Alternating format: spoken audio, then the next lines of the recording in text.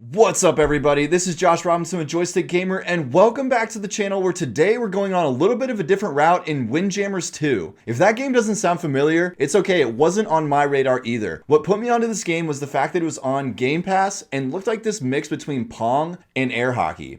Being a former hockey player, I couldn't pass up the urge to give this game a try. I was so glad I did because it is an electric factory full of fun. Now before I go ruining this entire video in the first 30 seconds, let's get into it.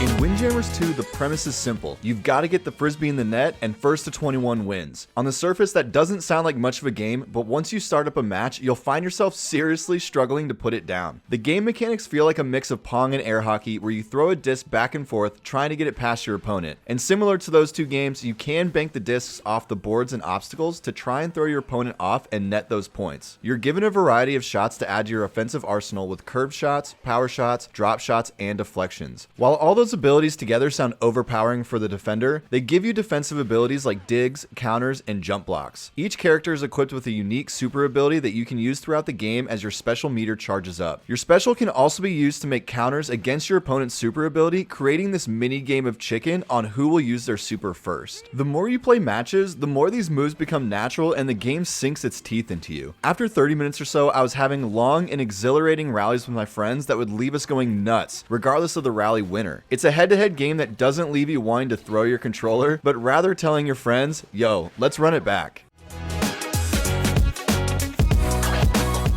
You have 10 characters to choose from in total who all have different balances of speed and power. The speedier characters tend to be much better defensively at the cost of throwing speed, while the power players have strong throws but navigate the course significantly slower. There are a few characters that have a more 50-50 balance and I found myself gravitating towards them the most. There are 10 courts to choose from with each court varying in size, obstacles, and amount of points each goal is worth. The players choose how many points are needed to win a set and how many sets you need to take the match. Each match usually lasts 5 to 10 minutes, which is great for getting a solid set of matches completed within a short period of time. A fun wrinkle they added to the head-to-head matches is that they let the loser of the previous match pick the court in a rematch. This helps strike a competitive balance because you can pick a court that might not suit your opponent's character very well, such as picking a wide map against a slower moving opponent. It's little things like this that keep you wanting to play another match because there's always quick adjustments that can be made to try and win the next match. They did a fantastic job of balancing these characters and providing enough variety that you find a character you like while no single character feels overpowered. WindJammers 2 shines because it's so simple to pick up with a variety of skills that can be mastered pretty quickly. It is, in my opinion, the perfect game for couples,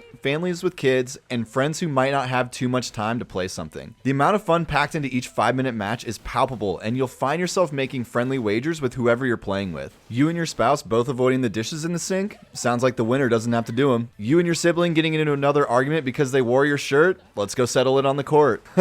Jokes aside, it's a game that can be picked up for 10 minutes and then you can go about your day with a smile on your face. But I promise you, you will not be stopping at 10 minutes. It's a game that is perfect for all ages and a great game for a family to all play together. My friends and I would play King's Court where whoever won got to stay on the court and the loser had to pass the controller to the next person. It creates fun little rivalries amongst friends and family, especially as you learn your friends and family play tendencies and start to develop strategies playing against each other.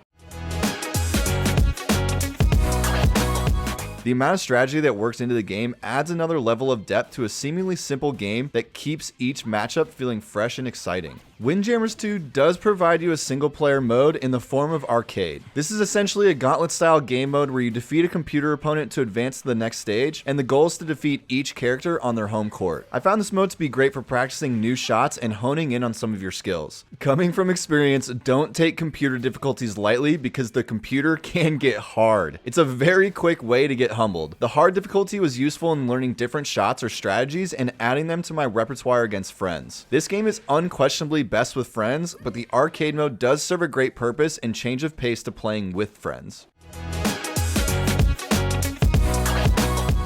If everything I've already said doesn't get you excited, then I'll go ahead and mention that this game is only 20 bucks and available on every platform out there. To me, it's an absolute no-brainer at this price point and a game I would recommend to everybody. Really, the only complaint I have about this game is that once you pick a character, you're locked into that character for the match. This can be annoying because if you accidentally choose the wrong character, you either have to play with them or back out and refresh the lobby. It's a tiny inconvenience that I anticipate being patched at some point, but it's definitely worth noting. Overall, WindJammers 2 is an electric factory full of fun for the entire family. You'll play a few matches with your family or friends and be craving it for weeks. It's the perfect game to pick up and have an absolute blast for 30 minutes or settle some friendly wagers. With the ability of it being on every platform, you can snag it for you and your family's favorite platform and get to scoring goals. WindJammers 2 doesn't provide any extra fluff and gets you right into what matters, and that is having fun and engaging matches with the ones around you. I know it's February, but this is an easy contender for budget game of the year. Thank you so much for checking out my review of WindJammers 2.